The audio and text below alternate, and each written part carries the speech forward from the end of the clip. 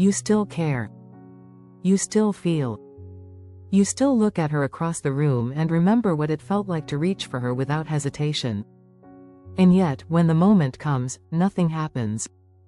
Not because you don't want to. Not because you've given up. But because something inside your body has gone quiet, like a light that used to flicker on, now dimmed by something you can't quite name. Most men think that when erections fade, it means something is broken. That the engine is failing. That desire is dying. But what I want to tell you gently, clearly, truthfully is this: you are not broken. You are just not getting the signal. And tonight, we can begin to bring that signal back. You see, erections aren't about force. They're about flow. They require blood to move freely, nerves to fire smoothly, muscles to hold the rhythm, and your body to feel safe enough to respond. When any one of those pieces goes quiet, especially after 60, it can feel like something has disappeared. But it hasn't. It's just waiting. For space. For breath. For a new kind of attention. I'm Dr. Catherine Rocker. I've sat with thousands of men who thought their days of intimacy were behind them. Men who stopped trying. Stopped reaching. Stopped believing they could ever feel that sense of connection again. And I've walked with them gently back into their bodies. Not with prescriptions or performance pressure, but with natural, biological rhythms that restore the very system that makes intimacy possible. Because Ed isn't always about dysfunction. It's about disconnection. From blood. From breath. From confidence. And from the simple truth that your body still wants to respond, it just needs the right message. Tonight, I'm going to share with you 3 natural practices you can try before bed. No side effects, no judgment, no pills. Just gentle ways to invite your system back online. But first, we need to understand what Ed is really saying, because it's not the enemy. It's the messenger. Let's look at what's happening inside and why your body may be trying to protect you, not punish you. Erectile dysfunction isn't a sentence. It's not a final judgment on your manhood. It's not a red stamp that says, "You failed." It's a signal, and in most men over 60, it's a signal from the one system that gets quieter before anything else: your circulation. You may not feel chest pain. You may not have high blood pressure. You may even walk and eat well. But your erection, that delicate system of blood vessels, smooth muscles, and nerve endings, is often the first to notice when blood flow starts to slow down. Why? Because it depends on speed, pressure, coordination, and safety all happening at once. When blood flow is strong, you don't have to think. You don't have to try. The body knows. It fills, it holds, it pulses with life.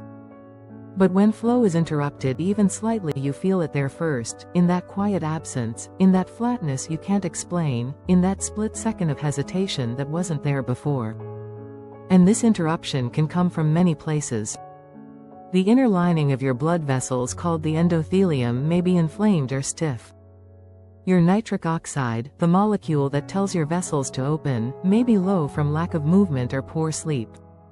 Your pelvic floor muscles, which help trap blood where it's needed, may be weak or inactive. And your nervous system, especially when under stress, may be signaling, "Not now," even when your heart says yes. That's why Ed isn't a failure. It's a message. A soft knock at the door that says, your system needs care. Not shame. Not silence. Just support.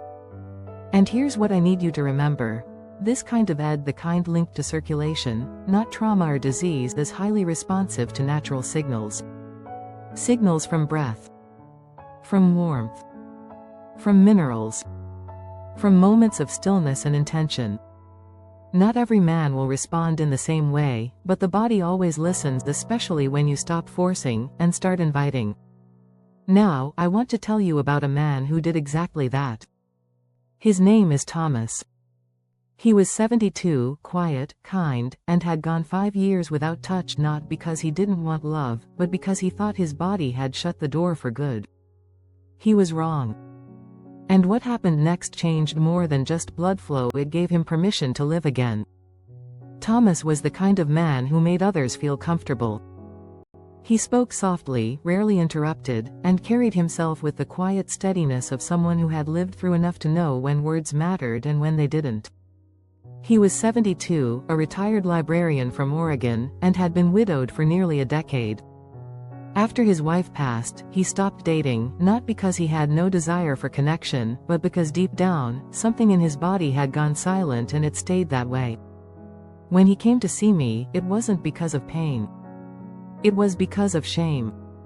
He had met someone new, a kind woman named Eleanor, who sang in his church choir and made him laugh again. They would have tea on Sunday afternoons, walk slowly through the farmer's market, and once, she reached out and held his hand without saying a word. That moment should have felt warm. But instead, it brought a wave of fear he hadn't felt in years. Thomas looked at me and said, "I haven't touched anyone in 5 years. Not because I didn't want to, but because I didn't think I could."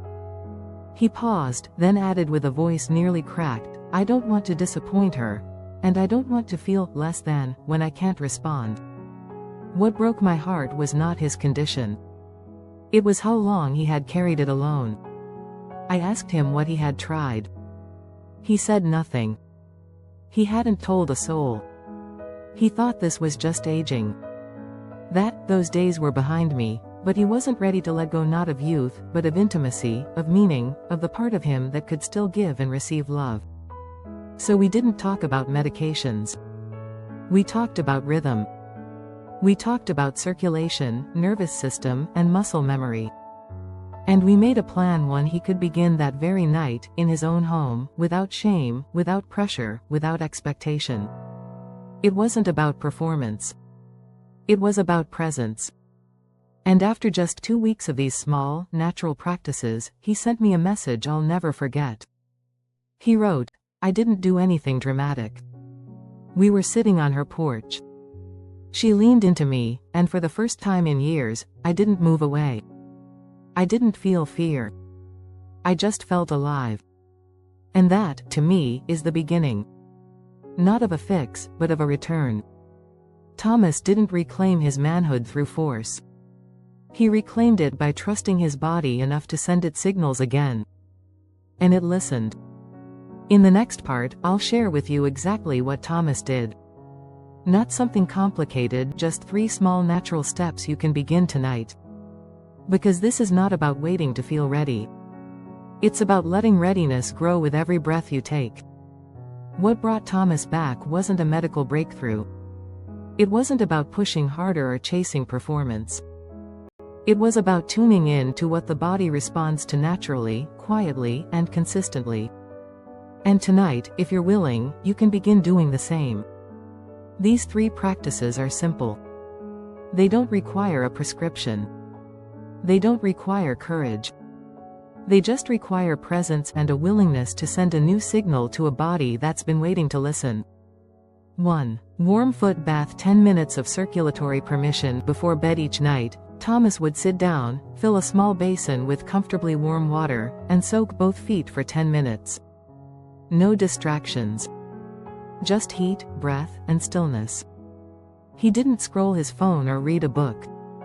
He simply allowed the warmth to draw blood downward and with it, invite relaxation through his whole system. Why feet? Because they're deeply connected to your vascular system. Warming them helps dilate vessels not only in your legs, but also in your pelvic region. It's a form of circulatory permission, a soft, non-threatening way of saying, you're safe to open. And as parasympathetic tone increases, your nervous system gently shifts from tension to restoration. Not only does this improve sleep, it improves readiness. 2. Bedtime breathing, the 4-2-6 rhythm to invite flow. After soaking his feet, Thomas would lie on his back, place one hand on his belly, and begin the 4-2-6 breath cycle. Inhale through the nose for 4 seconds, hold for 2, exhale through the mouth for 6. 10 slow rounds. That's it. This isn't about meditation. It's about physiology. That extended exhale activates the vagus nerve, slows the heart rate, and reduces cortisol. But even more than that, it signals the body to release nitric oxide, a molecule essential for dilating blood vessels and creating natural erections. Not through arousal but through readiness. Through safety. And night after night, Thomas began to feel more grounded, more relaxed, more in his body again. 3. Pumpkin seeds, a handful of nighttime hormonal support before bed. Thomas would eat 3 to 5 dry roasted pumpkin seeds. No sugar. No oil. Just whole seeds, crunchy, earthy, real. This small act delivered a powerful trio: zinc, which supports natural testosterone production; magnesium, which improves vascular relaxation; tryptophan, a precursor to serotonin and melatonin essential for restful sleep and emotional balance. He called it, "my quiet snack," because it didn't weigh him down. It didn't spike his blood sugar. It simply fed the parts of him that had gone undernourished: his blood, his nerves, and his sense of masculine rhythm. These 3 steps may seem too humble to matter. But when practiced together, they create a message the body has been longing to receive: I want you back. I trust you. Let's begin again. And over time, that message gets louder. In the breath. In the mornings. In the mirror. In the way you begin to carry yourself, not as someone trying to prove anything, but as a man who's coming home. In the next part, I'll show you exactly what Thomas experienced after 7, 14, and 30 nights, because the body doesn't just change, it remembers. Most men expect change to be loud. They wait for some grand shift, some undeniable proof that everything's back, but when it comes to recovery, especially after years of quiet disconnect, the body speaks in whispers before it roars. And Thomas, he listened. After 7 nights, he didn't wake up with fireworks. But he did wake up rested. For the first time in months, his sleep felt uninterrupted. His shoulders relaxed. His mind less cloudy. And most telling of all, his first thought in the morning wasn't dread. It was, I wonder what today could feel like. The tension that used to live in his lower belly had softened. There was warmth in his legs. A sense of presence in his body that hadn't visited him in a long time. And though he didn't tell anyone, he felt a subtle pressure between his thighs that reminded him, you're still here. By 14 nights, something shifted emotionally. He told me, I reached for her hand at the cafe. I didn't even think about it. I just did it. That single act meant more than he could explain. Because it wasn't just his hand that moved. It was his confidence. His chemistry. His readiness to be seen again without the fear of failing. And physiologically, his pelvic floor was responding. The breathwork had lowered his cortisol. The warm soaks had improved circulation. The nutrients were fueling his endocrine system again. And the result? Morning fullness returned. Not always strong. Not always lasting. But present. And that's all it needed to be. A sign. A start. A signal. After 30 nights, his posture changed. He didn't just stand taller, he moved differently. Slower, but with intention. Grounded. And when I asked how he felt, he said something I'll never forget. I don't feel like I've gone back in time. I feel like I'm finally in my body again. He wasn't chasing youth. He wasn't trying to perform. He was connecting through touch, through breath, through presence. And yes, erections returned. Softer at first. Then stronger. Then steady. But by then, they were no longer the goal. They were the confirmation that flow had returned, that the nervous system was safe, that the man inside had found his rhythm again. Healing doesn't always look like fireworks. Sometimes it looks like closing your eyes during a foot soak, feeling your chest rise with breath, and waking up with just enough energy to say, let's keep going. In the next part, I'll speak directly to that part of you that might still be wondering, but what if I'm different? Because you're not broken. You're just overdue for nourishment, and your body has been waiting for you to remember how to give it. You are not broken. And your masculinity has not vanished. What's missing isn't your ability, it's the steady flow of signals your body has gone too long without. Your erection system is not one switch. It's a delicate orchestra of blood vessels, nerves, hormones, and muscles, each one responding to how you breathe, how you move, how you sleep, and how you nourish. When one part begins to quiet down, the others follow, not because you're broken, but because your body is conserving what it believes is no longer needed. That's the message most men never hear. Erectile dysfunction is often not failure. It's feedback. It's your body saying, "I'm listening, but I haven't received a signal in a while." For men over 60, that signal may have faded gradually with every skipped walk, every shallow breath, every night of stress and stillness. Not because you didn't care, but because no one told you that your body needs to be fed to respond. And feeding it isn't about food alone. It's about oxygen. It's about touch. It's about warmth, movement, rhythm, and trust. All of which send a message to your nervous system: you are safe. You are still needed. You can open again. I've worked with men who hadn't felt a morning response in years, who felt invisible, disconnected, even ashamed. And when we reintroduced breath, minerals, and a sense of presence, their body began to speak again. Quietly at first. Then clearly. Then confidently. You don't need a perfect body. You don't need a younger version of yourself. You need circulation. You need softness. You need the return of flow where silence once lived. Because this was never about performance. It was about presence. It was about feeling alive in your body again, not for someone else, but for you. And that starts not with effort, but with invitation. Not with shame, but with rhythm. Not with pills, but with patience. You're not broken. You're just overdue for nourishment. And your body, it's been waiting for you to remember how to give it. If you've made it here, you're already doing something most men never do. You're listening. Not just to a voice on a screen, but to your own body, your own longing, your own quiet hope that maybe, just maybe, you haven't missed your chance. And you haven't. Your ability to feel, to connect, to restore flow and presence and confidence, it's not gone. It's just waiting. Waiting for a moment of permission. Waiting for a rhythm to return. Waiting for you. That's why I'm not asking you to fix anything. I'm simply inviting you to begin. Not tomorrow. Not when it's perfect. Tonight. Start with warm water on your feet. Start with 10 slow breaths. Start with a handful of seeds, or one thought of softness, or one honest sentence to yourself that says, "I'm not giving up on this body."